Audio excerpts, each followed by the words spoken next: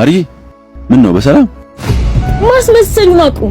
ለምንድነው ትናንትና ቀጥረኸኝ የጠፋኸው? መሰረዝም አልችለው ቀጠሮ ነበረብኝ። እሺ ለአንድ ጊዜ ሊያጋጥም ይችላል። እንዴት ሁሉ ጊዜ ቀጥረኸኝ ትጠፋለህ? ወይስ ቂምህን እየተወጣህብኝ ነው? የምን ቂም? ድሮኔ ካንተ ፍቅር ሳይዘኝ አንተ እኔን ለማግኘት ይሆንከውን? እንደዛ አይደለም እኮ ማሪዬ፣ በጣም ይቅርታ። እሺ ግን አማን የኔ እናንተ እኮ ቀልድ አይደለም። እስቲ ከዛሬ 3 ዓመት በፊት የነበረውን አስታውስ። ካፌ ውስጥ አየሁክ፣ ወደድኩ፣ ሴትነቴ ሳይዘኝ መጥቻለሁ። ከዛም በጣም የሚወደዱ ፍቅረኛ ማቾች ሆነ። አማን ብቸኝነቴን አስረሳኸኝ። ወንድም ፍቅር ሁሉ ነገር ሆንከኝ። ተጣልተን እንኳን እንደማንቆይ ታስታውሳለህ? ከዛ ግን እኔ በማላውቀው ምክንያት እየወደድኩ ራከኝ።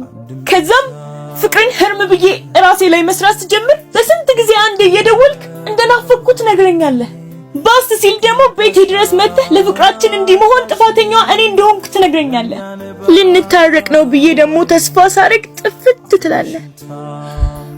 ለመጨረሻ ጊዜ ልጠይቅህ፣ ከኔ ጋር ምንድን ነው የምትፈልገው? ማሪዬ የልጅነቴ ነሽ እና መርሳት አልቻልኩም።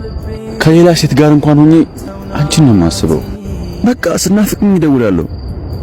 ብቻ አላውቅም፣ ግን ካስጨነቁሽ ሁሉንም አቆማለሁ። የመለያየታችን ምክንያት ደግሞ የኔ ብቻ አታስመስዩ። አንቺም ጎድተሽኛል። አልጎዳሁም እኮ አላልኩም። በቃ ሁለታችንም ተጎዳድተናል። ግን ባለፈ ህመም ለምንድን ነው ሁለታችንም ህይወታችንን የምናበላሸው? በቃ አሁን የምፈልገው ውሳኔህን እንድታሳውቀኝ ነው። የምር የምታፈቅረኝ ከሆነ ስልክህን ጠብቃ፣ ካልሆነ ግን ደግመህ ወደ ህይወቴ እንዳትመለስ።